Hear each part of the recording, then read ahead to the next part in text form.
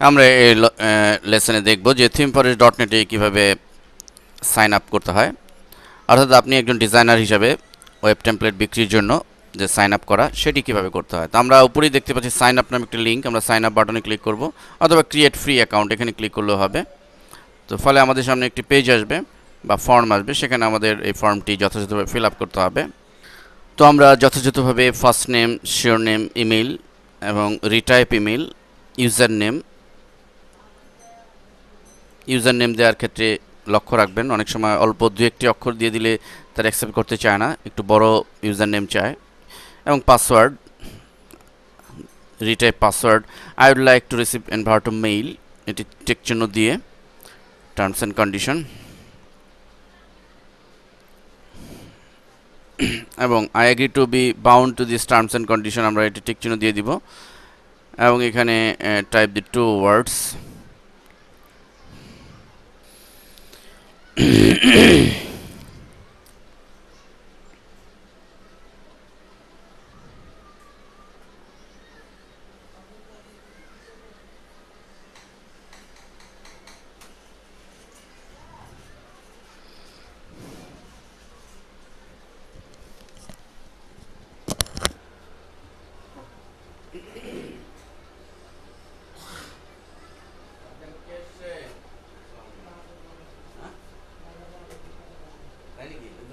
দাদা যাও যাও যাও যাও।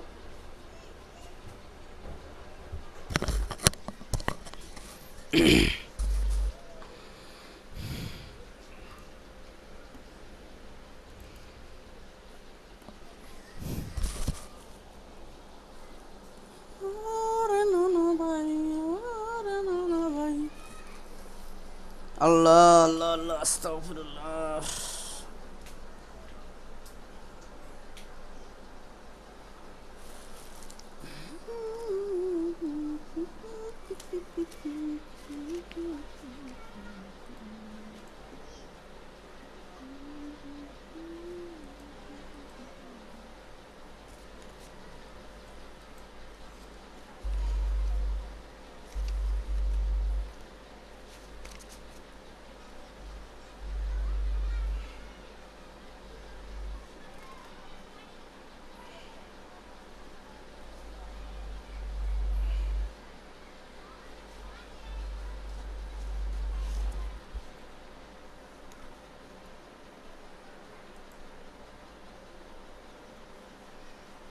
আমি আমার মেইলে ঢুকেছি এবং এখানে আমি ভেরিফিকেশনের একটা লিঙ্ক পাচ্ছি, আমি লিঙ্কে ক্লিক করব। ওকে, সাইন আপ কমপ্লিট হয়েছে এবং ভেরিফাইড হয়েছে। বলছে সে যে you can now upload files and deposit cash. Interested in uploading files to ThemePad and making cash? You can do so by clicking on the Become an Author link in the menu and taking a short tutorial and quiz. তো আমাদের এখানে এসে যদি আমরা আমাদের design upload করে earn করতে চাই, আমাকে এখানে অথর প্রোগ্রাম দেখুন, এখানে ক্লিক করতে হবে।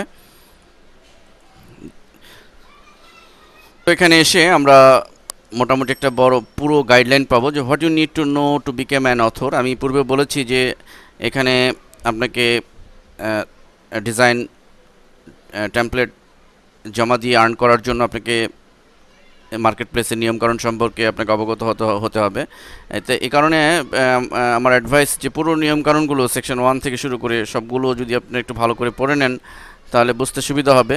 এবং সর্বোপরি একটা কুইজে তো ডেফিনেটলি অংশ নিতেই হবে। এইখানে এই সর্বনিচে টেক দ্য কুইজ লিঙ্কে ক্লিক করার মাধ্যমে।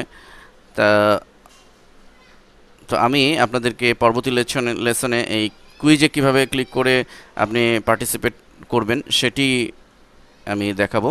তো আমরা এ পর্যন্ত সাইন আপ কীভাবে করতে হয় সেটি দেখালাম।